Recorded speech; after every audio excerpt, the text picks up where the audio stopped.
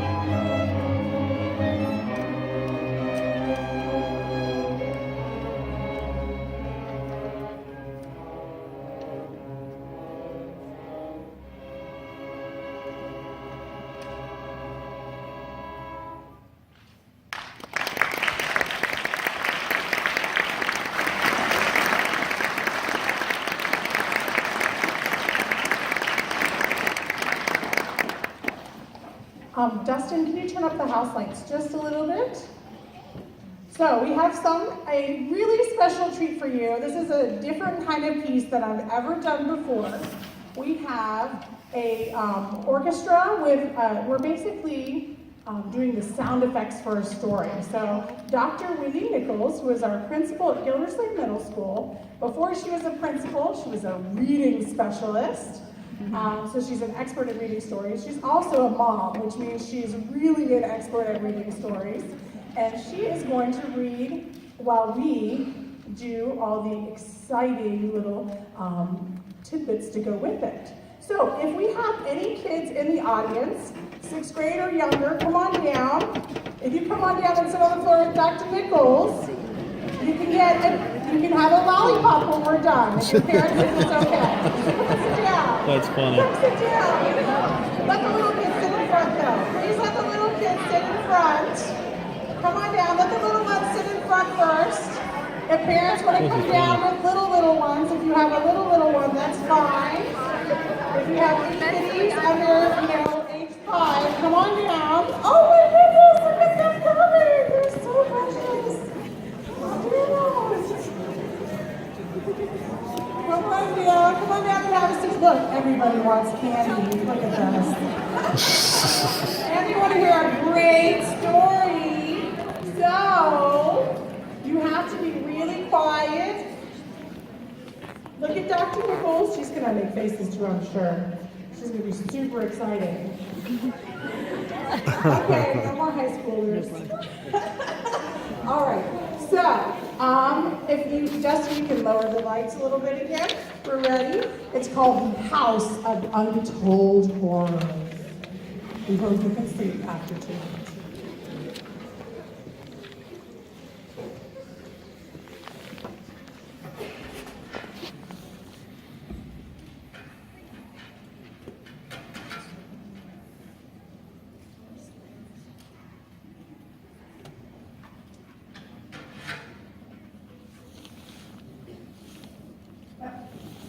It was raining that night as Willibus Wallaby walked slowly down Nunnery Lane. It was a light rain, a gentle rain, but just enough to send a chill down the spine. Willibus Wallaby walked along, listening to the sounds of the night.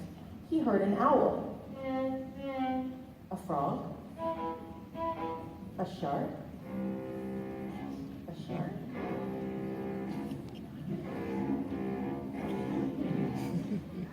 And from far, far away, the sound of a lonely violinist practicing scales.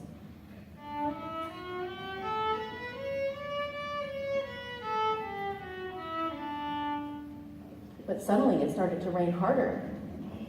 Yes, it was a heavy rain now. Willibus Wallaby quickened his pace, and as the wind started to blow in great gusts, he began to look frantically around for a place, any place, to seek shelter.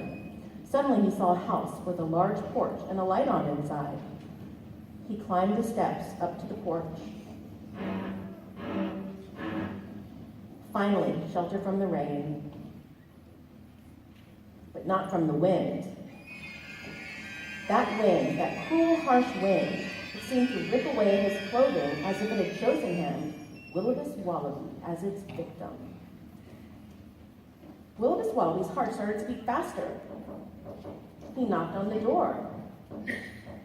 Slowly, slowly, the door opened. But no one was there. Wait, someone was there. Willibus Wallaby looked down, and there, standing before him, was a single, solitary, ghostly white kitty. But for some reason, Willibus Wallaby found himself being drawn into that house as if controlled by a force greater than he. Willibus Wallaby entered the house. He found himself being drawn from room to room as if guided by a ghostly presence that he could neither see nor feel. He entered a sort of library. There was a heavy, musty smell in the room. He heard the sound of scuttling rats. Through the dim light, he could make out bookcases towering above him. Never before had he seen such tall bookcases. His eyes followed the bookcases all the way up what seemed an impossibly high ceiling. He heard from somewhere a clock striking 9.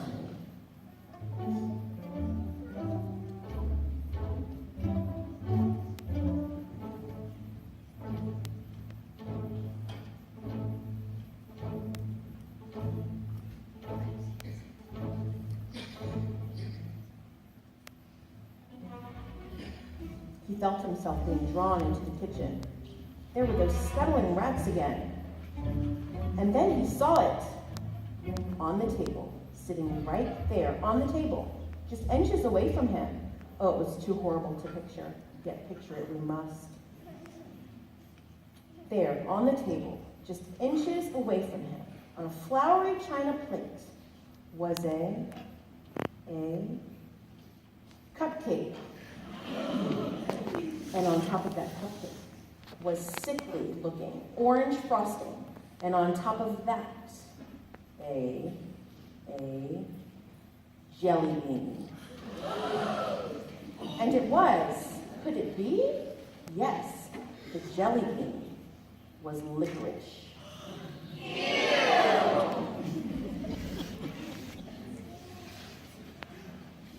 The sheer horror of this sight was enough to shock him back into consciousness. Now, having fully regained his senses, one thought, and one thought only, flashed in his mind like a strobing neon light. Escape. Willibus Wallaby bolted out of the room, down the corridor, through yet more rooms, another corridor, doors bursting open as he flew like a rocket through the house. He arrived at his front entryway, but standing before him again was the purring kitty. However, the kitty was no match for his frenzy, and he sped towards the front door. Oh, wait. The kitty was a match. The kitty ate him.